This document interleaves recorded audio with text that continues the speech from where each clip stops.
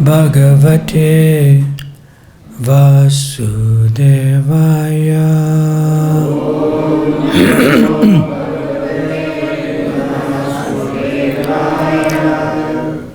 Om Namo Bhagavate Vasudevaya.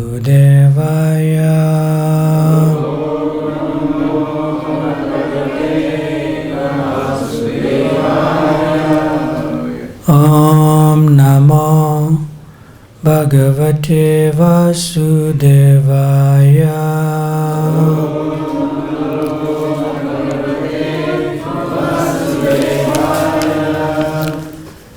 So Srimad Bhagavad-Gita as it is, chapter 2, we were requested to discuss text number 20 today. The chapter is entitled Contents of the Gita Summarized, and text 20 is as follows. Jāyate mriyate va kadācin.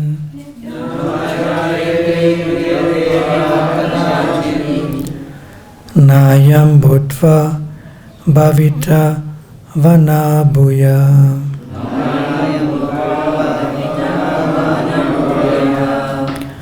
Ajo nityaḥ śāśvato purāṇo.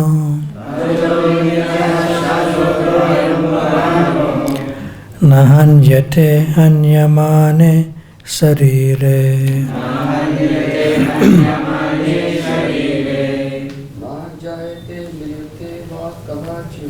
jāyate mriyate va kadācin. ayam bhūtvā bhavitā va na bhūyaḥ. ajo nityaḥ śāśvato purāṇo.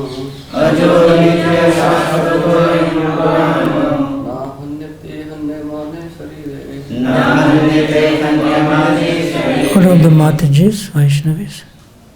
jāyate mriyate va kadācin. Jāyate mriyate va kadācin. ayam bhūtvā bhavitā va na bhūyaḥ. nityaḥ śāśvato purāṇo.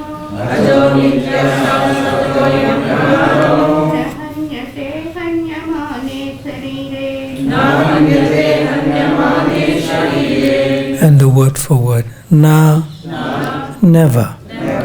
Jāyate, takes birth.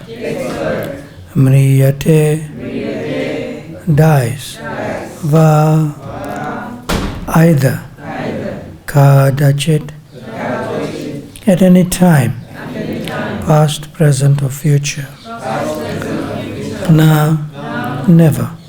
Ayam, this. Bhūtvā, having come into being. Bhavitā, will come to be. Va, or. Na, not. Bhūyaḥ, or is again coming to be. Ajaḥ, unborn. Nityaḥ, eternal. śāśvataḥ, permanent. Ayam, this. Purāṇaḥ, the oldest. Na, never. Hanyate, is killed. Hanyamāne, being killed. Śarīre, the body. With the translation and purport by His Divine Grace, says Sri Bhaktivedanta Swami Srila Prabhupada ki. And the translation: for the soul there is neither birth nor death at any time. He has not come into being, does not come into being, and will not come into being. He is unborn, eternal, ever existing and primeval. He is not slain when the body is slain. And in the purport, qualitatively, the small atomic fragmental part of the Supreme Spirit is one with the Supreme. He undergoes no changes like the body. Sometimes the soul is called the steady or kutastha. The body is subjected to 6 kinds of transformations. It takes its birth from the womb of the mother's body, remains for some time, grows, produces some effects, gradually dwindles, and at last vanishes into oblivion. The soul, however, does not go through such changes. The soul is not born, but because it takes on a material body, the body takes its birth. The soul does not take birth there, and the soul does not die. Anything which has birth also has death. And because the soul has no birth, it therefore has no past, present, or future. He is eternal, ever existing and primeval. That is, there is no trace in the history of his coming into being. Under the impression of the body, we seek the history of birth, etc. of the soul. The soul does not at any time become old as the body does. Can someone tell the reception people to quieten? Not you. It requires an Indian body to speak to an Indian body like this. Okay, Haribol, Prabhu. He's part of the management. You sit here.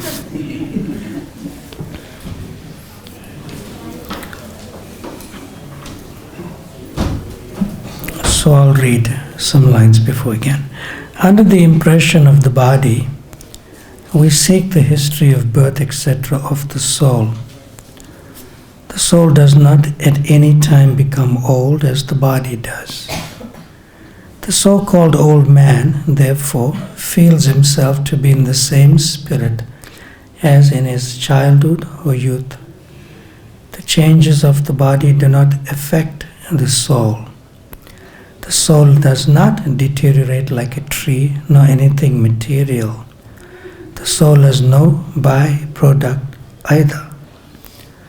The byproducts of the body, namely children, are also different individual souls, and owing to the body, they appear as children of a particular man. The body develops because of the soul's presence, but the soul has neither offshoots nor change. Therefore, the soul is free from the 6 changes of the body.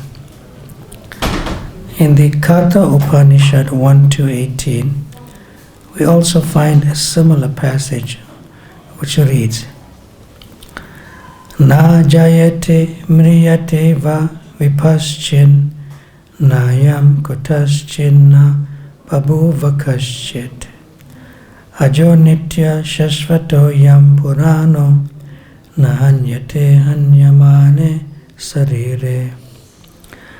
The meaning and purport of this verse is the same as in the Bhagavad-Gita, but here in this verse there is one special word, vipaschit, which means learned or with knowledge.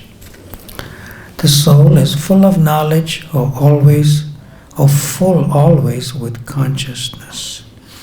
Therefore, consciousness is the symptom of the soul. Even if one does not find the soul within the heart, where he is situated, one can still understand the presence of the soul simply by the presence of consciousness.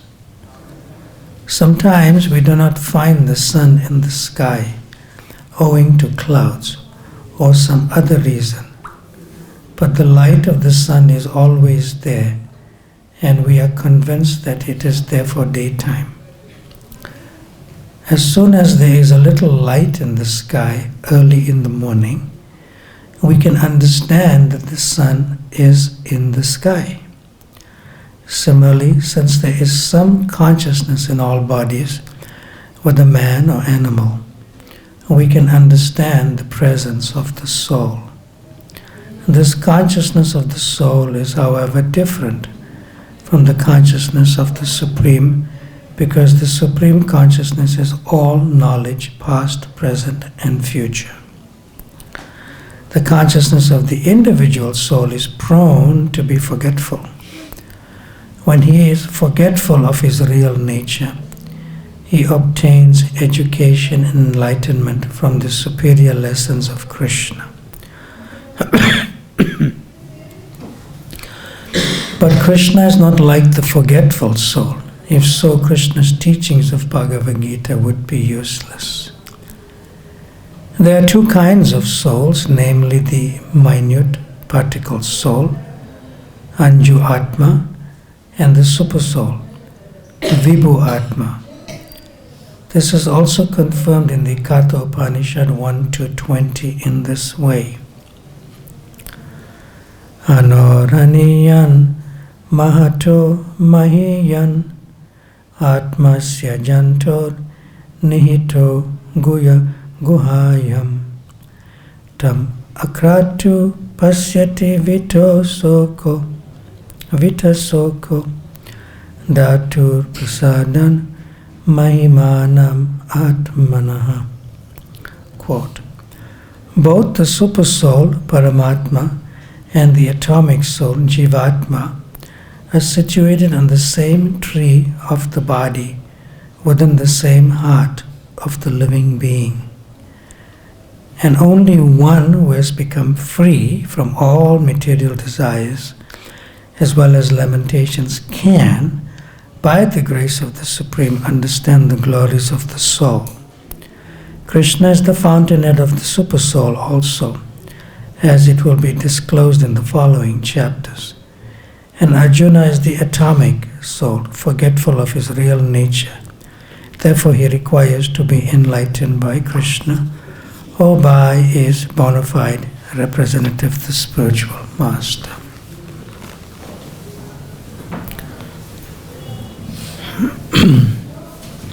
Is that distraction noise okay, or we should close the windows tightly or something? Maybe close the windows. Om Ajnana Atimirandasya Ajnananjana Shalakaya Chakshurun Militam Yena Tasmai Shri Guruve Namaha Shri Chaitanya Manobhistam Stapitam Jena Bhutale Swayam Rupa Kadamayam Tadati Swapadantikam Vanchakalpa Tarubhyascha Kripa Sindhubhya Evacha Patitanam Bhavanabhyo Vaishnavabhyo Namo Namaha. Jaya Shri Krishna Chaitanya Prabhu Nityananda Shri Advaita Gadadhar Shrivasadi Gaura Bhakta Vrinda. Hare Krishna Krishna Krishna Hare Hare, Hare Rama Rama Rama Hare Hare.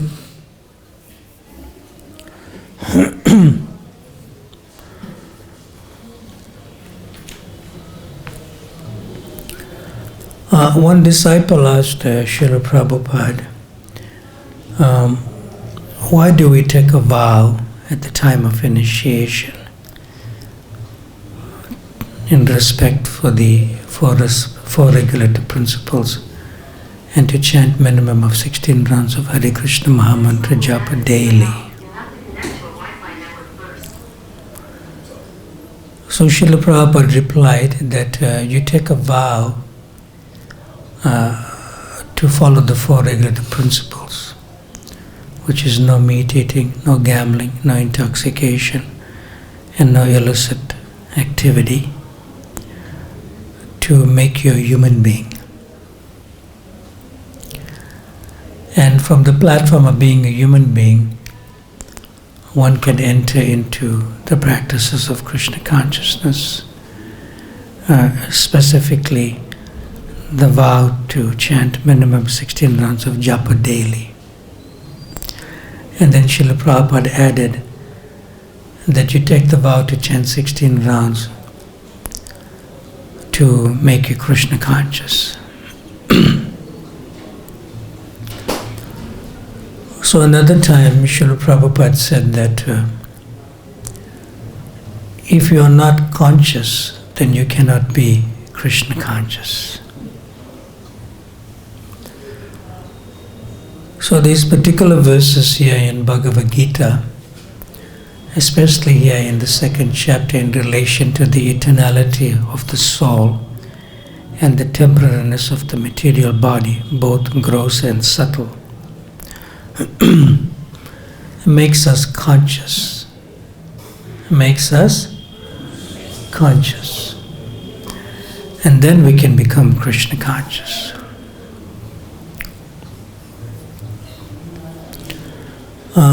This is in respect of 99% of the population in this world.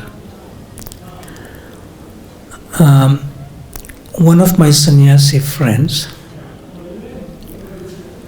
is an initiating guru. So he is not Indian-bodied. He's from the West.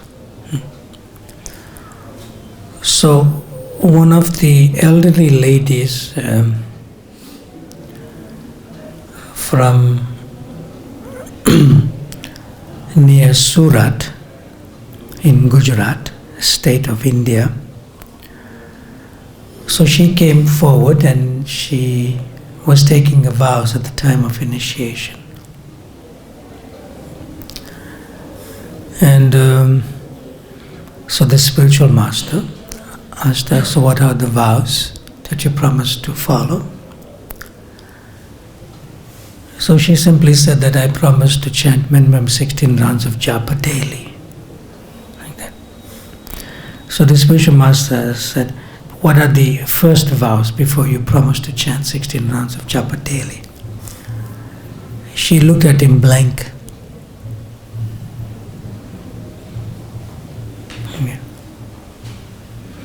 So the spiritual master had to repeat. So then he said, can you say that I promised to not eat any meat?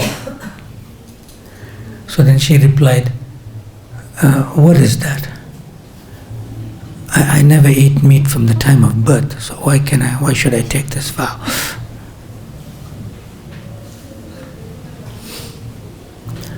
Then the spiritual master repeated, no gambling. He says, what do you mean?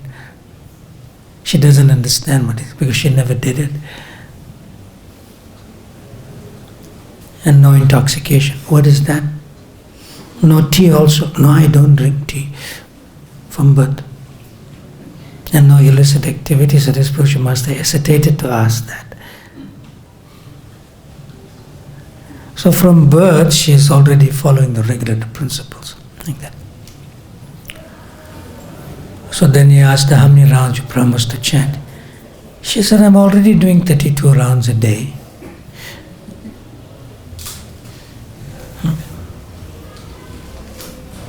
So the spiritual master replied, you are better than me from birth.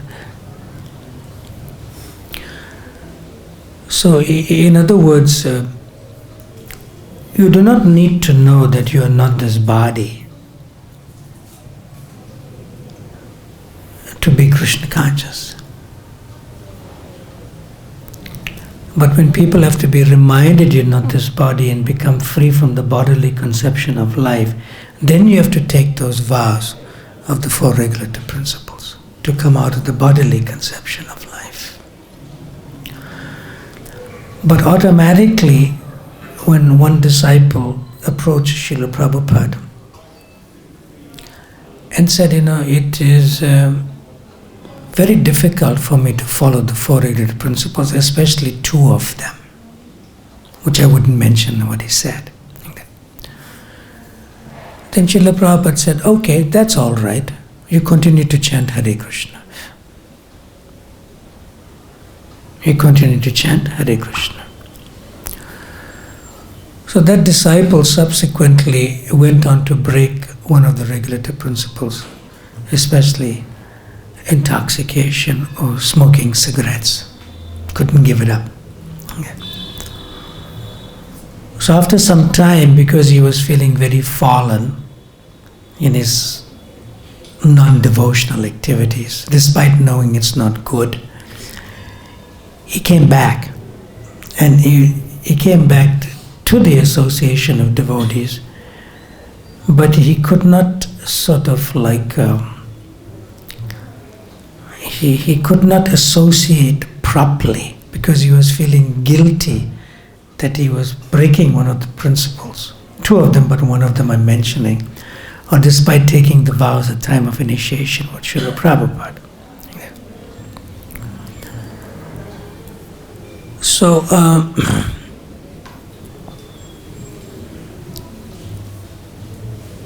he sort of was hanging around, but not actively associating with the devotees. So then he realized that the devotees were looking at him in a very strange way, and you did this, you let Prabhupada down, and so forth. So he went away. He went away. So another time, Srila Prabhupada actually gave this person sannyas.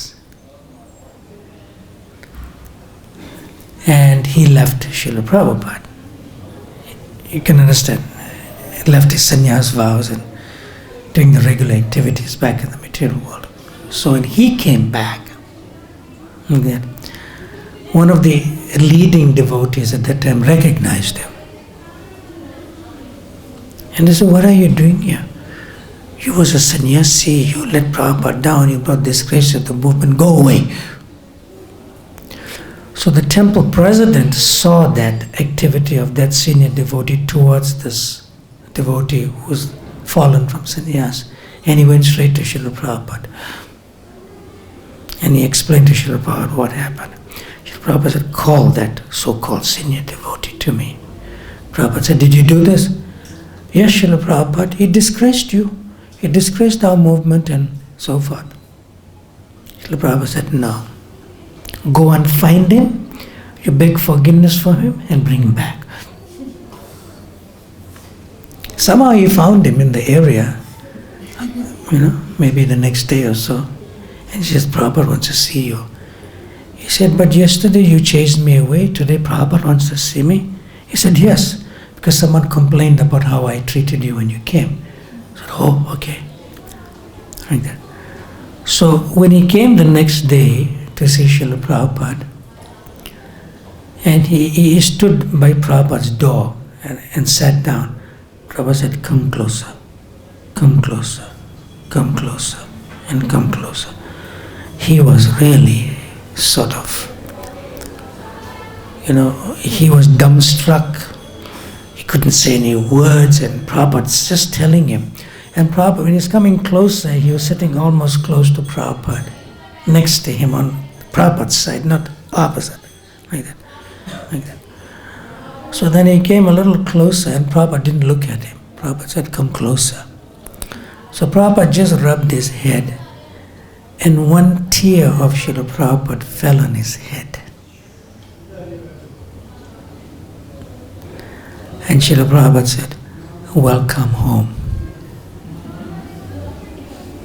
And then he left.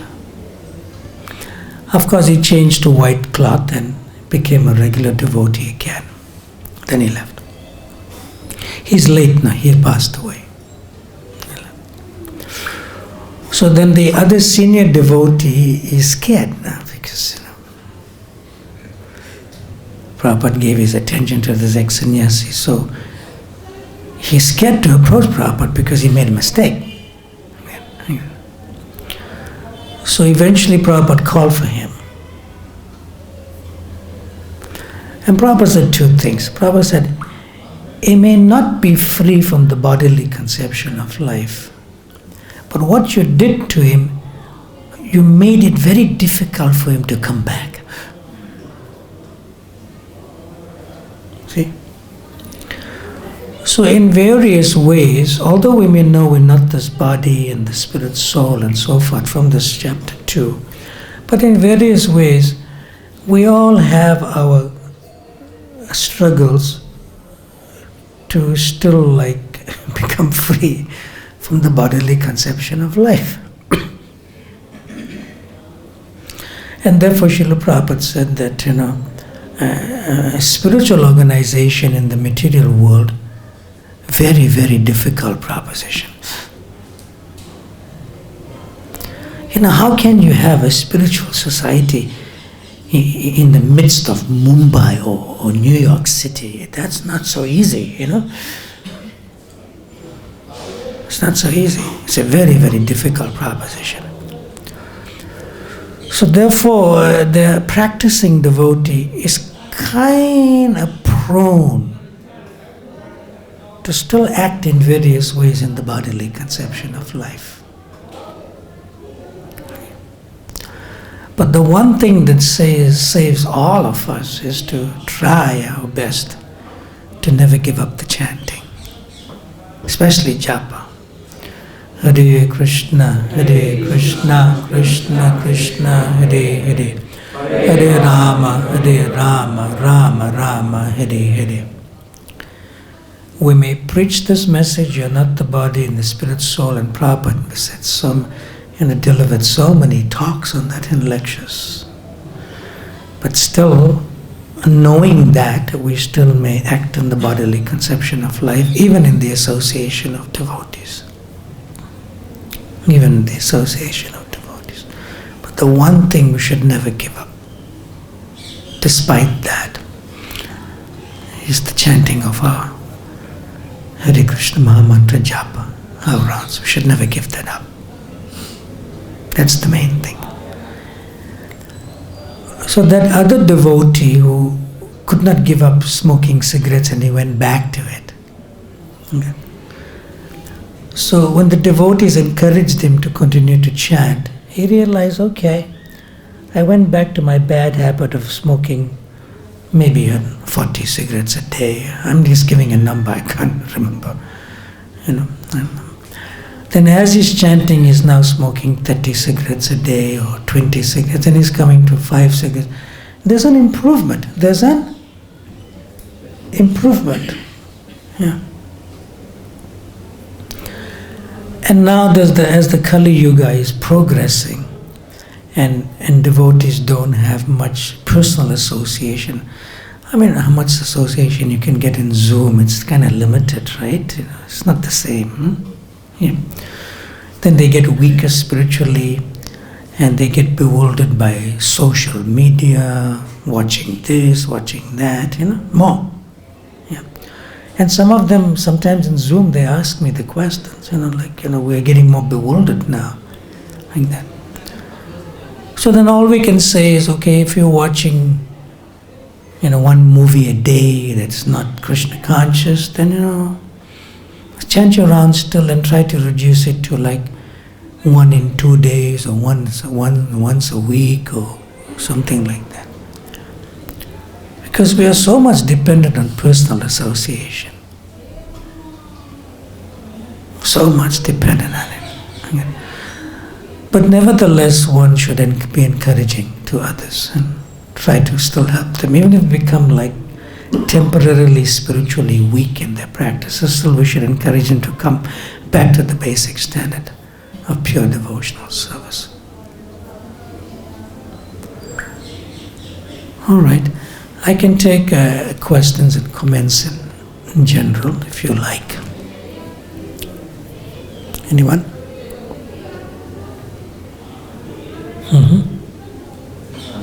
His name is Sadbhuj Prakash Prabhu. Is based in Chandigarh.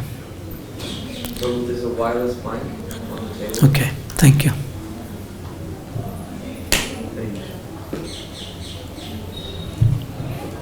Hare Krishna. Yes. Thank you so much, Maharaj. It was so encouraging. So, Maharaj, when we deal with such a situation and such a devotees, especially as when we see the leaders doing it. When we see the leaders, they are not able to follow certain standards. When we see in a community scene, when we see the devotees are not able to follow the standards and we have to follow them, then it becomes much more discouraging. So how to deal in that situation? I'm trying to understand. You're saying like those who are long in the movement and they have some responsible positions, Yes. they're also not following properly. And when we need to follow, Are you saying that? Are you indicating that? yes. Yeah. So let me ask you a question. And my nature is like that, to answer the question.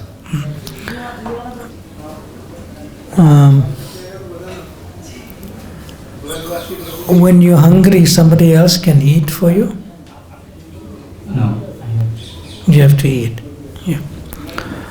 So similarly, you have to chant your 16 rounds of japa.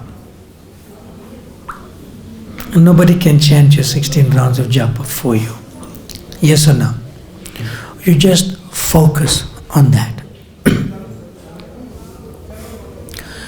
The reason why I'm saying this is simple. Is that I know of many senior leaders, and I personally went through a traumatic spiritual experience by being led down by like previous initiating gurus and then taking reinitiation. I'm just giving you a practical realization of my own life. I'm around almost like 40 years in the movement, 38, 39 years like that. Yeah. So you were saying when you see a leader, I'm saying when I see my initiating guru, that's something else. And I hear these things, You getting it? Yeah. So nothing can be more spiritually traumatic for any person, and I don't desire that for any person to happen to them. It's not very nice. You getting it? Yeah.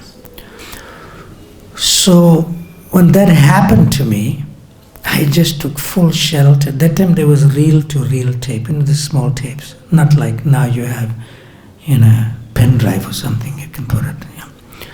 So I heard all of Srila Prabhupada's lectures. And I read every of his books, like looking for an excuse not to accept Guru again. And it didn't work because Prabhupada says the same point. You got to accept, shelter of a spiritual master, both Diksha and Shiksha. So the point I'm trying to make is that even if others let you down, Srila Prabhupada will not let you down. That's one point. See? And secondly, is that the process is perfect and pure. The philosophy is absolute. So you may get Shastra, Sadhu and Guru. But if you have the person Bhagavat and then you have the book Bhagavat, but the book Bhagavat is in the form of the person Bhagavat living the books. Living the books. Yeah. So Srila Prabhupada told one disciple during his time, and he had a similar sort of like concern, you could say. Srila Prabhupada said, he said to Srila Prabhupada that, Prabhupada, I can follow you perfectly because you're a perfect exemplary person as a person Bhagavat that is you're living the books. But I don't seem to find amongst my God brothers and God sisters, that same thing. Yeah. And he had a concern also that Srila Prabhupada, if you are not with us, how will I survive? To see like good role models or those who are living the scripture. Then Srila Prabhupada simply said, even if somebody is 1% more Krishna conscious than you, you should associate with them and get that 1%. Like that. See? Now there's a danger. There's a danger. Somebody may be a little weak spiritually and he may be senior to you in terms of times of initiation and in terms of number of years of joining. But there's a danger in one's own self from one personal perspective. Oh, I am better than him. See? He's 30 years in the movement and I'm only 15 years in the movement, but I could see what I'm better than him.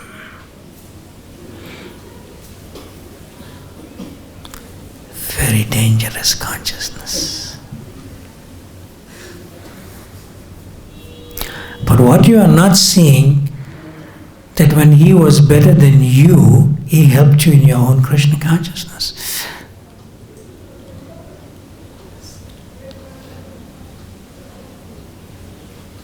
Right? Yes or no? Yes, Master. And where's the proof? Hare Krishna, Hare Krishna, Krishna Krishna, Hare Hare, Hare Rama, Hare Rama, Rama Rama, Hare Hare, Hare Krishna, Hare Krishna, Krishna Krishna, Hare Hare, Hare Rama, Hare Rama, Rama Rama, Hare Hare, Hare Krishna, Hare Krishna, Krishna Krishna, Hare Hare, Hare Rama, Hare Rama, Rama Rama. Okay, I found it for you. There's a beautiful group of verses here in chapter 13, text 8 to 12. But I'll just read the first one, which is text number 8, which describes what I'm about to read to you. And the first one, text number 8 in chapter 13, entitled Nature, the Enjoying Consciousness, goes as follows. Amanitvam adambitvam ahimsa shantir arjavam acharya upasanam socham stairyam atma vinigraha. So I am emphasizing on those Sanskrit words, acharya upasanam, which means, in the translation by Srila Prabhupada, approaching a bona fide spiritual master. And Srila Prabhupada uses this word acharya upasanam, quite frequently in his purports and so forth, even in the Srimad Bhagavata and other places. Okay? So in the purport, acharya upasanam goes, in the purport you could say the first paragraph, then the next paragraph, 1, 2, 3, 4, the fifth paragraph. It starts with the words, simplicity means that without diplomacy, one should be so straightforward that he can disclose the real truth even to an enemy. Have you found it? That part in the purport? You found it? Who did not? Okay. So it's the 1, 2, 3, 4, 5th paragraph in the purport. Okay. We good? Now I'm reading the second line, which discusses acharya upasana. We good? Now I'm reading. As for acceptance of the spiritual master, that is essential. Because without the instruction of a bona fide spiritual master, one cannot progress in the spiritual science. You with me? Okay. Then I'm reading on. One should approach the spiritual master with all humility and offer him all services so that he will be pleased to bestow his blessings upon the disciple. I'm going to continue to read soon, but this particular sentence I just read, any disciple who is sincere but may still be weak in their practices wants to please the spiritual master. So even with a little service, if you please the spiritual master will, as Prabhupada says, pleased to bestow his blessings upon the disciple. Now the next line is the most important here. Because a bona fide spiritual master is a representative of Krishna, if he bestows any blessings upon his disciple, that will make the disciple immediately advanced without the disciples following the regulative principles.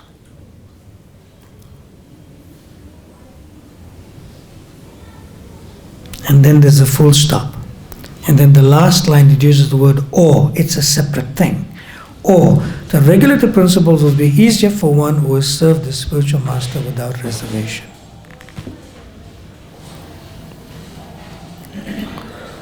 So what does this practically mean? It means that even if one becomes weak spiritually, but strong again materially,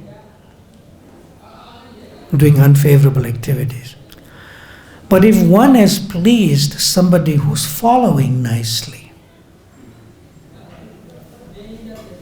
that person will not forget you. Okay, you have become weak, you cannot follow this, but because you have pleased me, I will not forget you. Similarly, Srila Prabhupada will not forget somebody who even leaves Prabhupada. Prabhupada will not cut off that relationship. See? So I'll give one example. I have a friend who's a devotee, and he sort of joined before me. Not long before me, but before me. Yeah. So we served together. We distributed books together, we had big feasts together, we went on Harinam together, and so forth. See? So subsequently over the years, he married and sort of had difficulties with the marriage and so forth. And I didn't see him for many years, although I was trying to locate him for many years. See? So eventually, after some years, I located him and I gave him a surprise visit. Because I knew he did not please me, but I knew he pleased Srila Prabhupada by distributing, tens of thousands of books. And then, as soon as he saw me, the first thing is that he was embarrassed. He was embarrassed. I said, come on, we are friends, what is the big deal, I said, he said, no, now you have, because I had traveled out of the country I came from and I was traveling in different parts of the world. I was a brahmachari then. Yeah, this happened about 15 years ago. I took sannyas in 2009, which makes it about 12 years or 13 years ago. Yep. But he was very happy to see me because I did not forget him, but I did not forget him in relation to Srila Prabhupada, because I know he pleased Srila Prabhupada. So this gives me a realization. If somebody has not pleased you, but they have pleased Srila Prabhupada, keep connection with them. In that sense. So all we have to do is keep our hearts open to help people. And the realization I got when I helped this devotee, now he's coming around, he's regular and he's trying his best and so forth like that. Yeah. Hare Krishna, excuse me.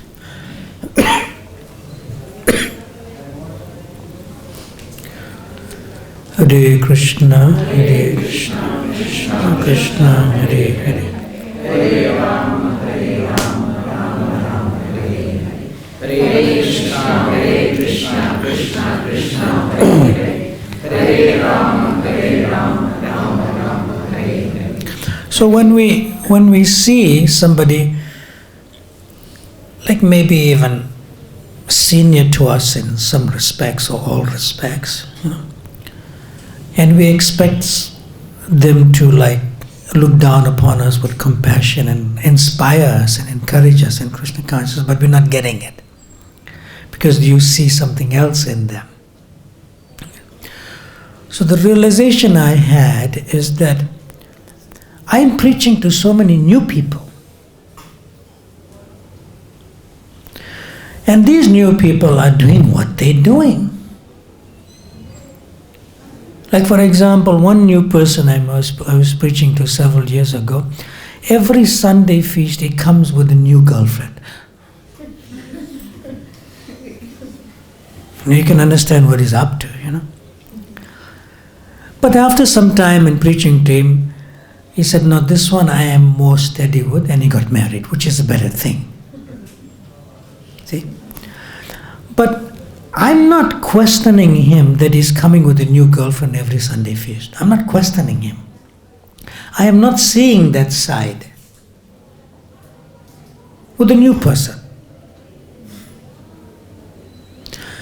Even when you preach to new people and you see their ways are like with sinful activity, you don't harp on that. You see how they are becoming less and less from that by associating with devotees and chanting the holy name. You don't really focus on that too much. You're getting it? Yeah. So similarly, what to speak of a devotee who has tasted Krishna consciousness for several years?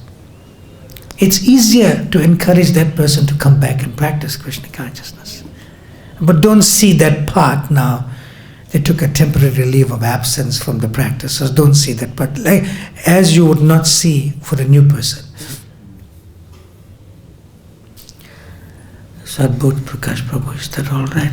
Thank you so much. Okay. We are meant to, like, we can go along more, or I'm not sure. Okay. So, I've noticed in myself and in others this tendency of feeling like it is very difficult to trust people, especially difficult to trust devotees even. And, because it's hard to explain. Like, So what's your question? how to I'm trying to put it into words, please bear with me. Yes, tell me the question. How to identify, how to trust devotees. Okay, How good. to trust devotees, I have the question. Thank you. it's very difficult sometimes. I have the question. I fully understood your question. Yeah. Okay. Now,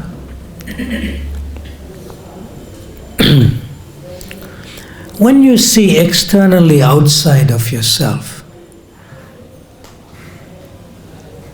due to past experiences, and you still see outside of yourself, just as Srila Prabhupada said, and a good judgment comes from experience, and experience comes from bad judgment.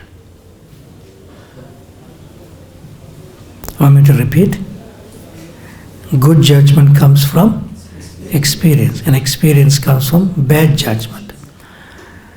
So, when you analyze what Prabhupada said, bad judgment is that you are still analyzing externally. Because you badly judge this person, I trusted him or her and they let me down. See? So you're still judging externally by your bad experience, which should not be the case.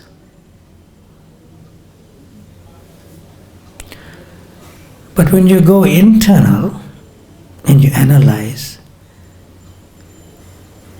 that how many people you let down who trusted you, Then you will understand why that has happened to you.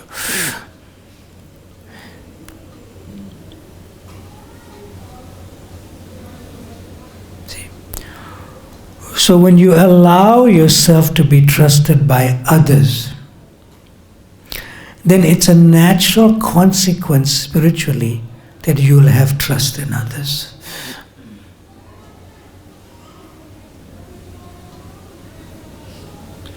Next question.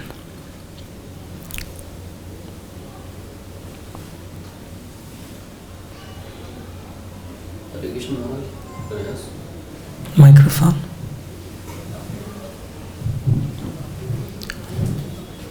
Hare Krishna Maharaj, regarding chanting, if situation becomes helpless, and that Say that again. situations become helpless. You said regarding chanting first. Regarding chanting, If the situations become helpless, like that one is admitted in the hospital, one is admitted in the hospital yes, but that is sometimes, that's not a regular day. and he is unconscious actually. That's sometimes, that's not all the time. Not all. So it's okay. Krishna understands that you had an emergency and you couldn't chant your japa in the morning, you had to take an early flight, or some emergency came, or then now your body is sick and you're under anesthesia, you couldn't chant, that's fine. When you come to the normal state of good health, Yes, yes. then you Even- continue to chant. Even when we regain our consciousness actually, no? When we started chanting. Yes. But so far as we were Yes. in the unconscious position, we could not chant. Well, that is also nice. I teach a course called Japa Ashraya. Registration is full. You can't register anymore. We're starting this Saturday. This is all explained. Whether you're in a sleeping state, or whether you're in a dreaming state, or whether you're in an awakening state, or whether you're in an unconscious state. It's all can be Krishna conscious. Thank you, Mother. But that takes 4 days of classes and a course. And chanting also. So be rest assured. So microphone here. I'm not sure about the time and what do we do? Usually they go up to 6:40 Western answers. You okay with that? What's your name? What's your name? My name is Chandravallabi Devidas. Chandra Vallabi. Nice. And your name again? He's in Vaikuntha. Why is he asking such question? You know? Abhiram, I know. Your name again? My name is Hiren Kala. Am I audible? Yes. Yeah. Can you hold it closer? Yeah. My No, name hold is it like Hiren this. See, hold it like this. My name is Hiren Kara. As a follow-up to the earlier question, one of the regulative principles is no meat eating, basically vegetarian and things like that. But when one is in hospital, like an emergency, like he said, and the doctors give you medicines which may not be fully vegetarian, does it affect your consciousness? It pulls you back to life.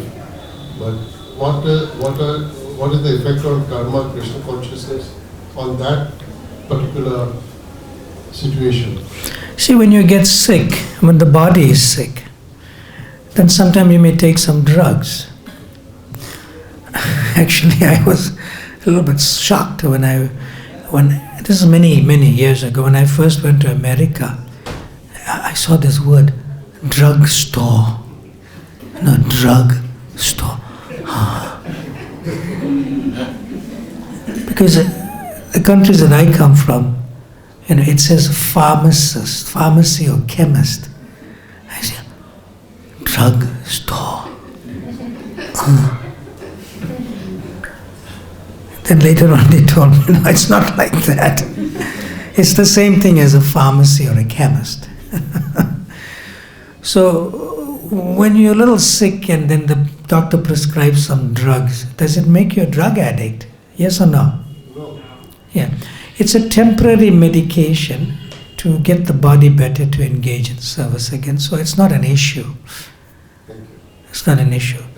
Like for example, in Ayurveda, we don't normally take onions and garlic. But Ayurvedic medicine uses a lot of onions and garlic for medicinal purposes. But that's not everyday or for everyday use. So that's okay. Is it all right? What do we do? Take one last question from the ladies. Mataji's, Vaishnavi's side. We didn't ask him to speak yet. Anyone? Vallavi? Give microphone. She's happy today. You were saying that in Hold it close. You were saying that in any consciousness still Hare Krishna, like Susuptir and Jagaran and Sapna and all these things. The sleeping, dreaming and deep sleep. All this consciousness, this chanting will be very effective. Okay, I'll give you one demonstration. Now don't chant with me. Don't chant with me.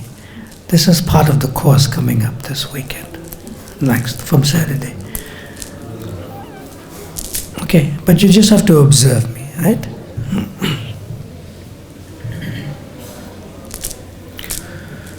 Hare Krishna, Krishna Krishna, Hare Hare, Hare Rama, Rama, Rama, Rama, Rama.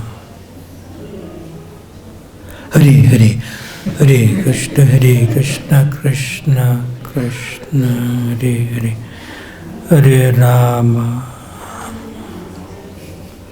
Rama, Rama, Rama, Hare Hare. What did you observe? Actually sleeping. Sleep while chanting, we are dozing off.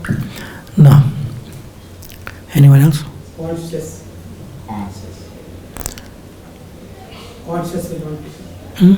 Conscious will not be there. But I am chanting. Okay. You're not concentrating. There's no such thing as concentration when you chant japa. When you chant japa, you must hear. Don't concentrate. Okay, I'll explain it. I'll do it once more. Hare Krishna, Krishna Krishna, Hare Hare, Hare Rama, Hare Rama, Rama Rama, Hare Hare. You see, when I was chanting the Hare Krishna Maha Mantra, the sleep interrupted my chanting at a particular part of the mantra. And when I came up to waking consciousness, I continued from where I stopped. So the hearing happened. I continued from where I stopped. So the soul is naturally Krishna conscious. But the body has its limitations. The body has its limitations, but the soul is always conscious.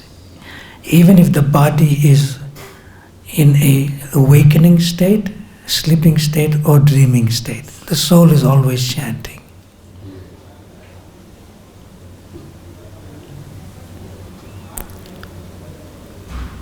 The soul uses the body in any of its states.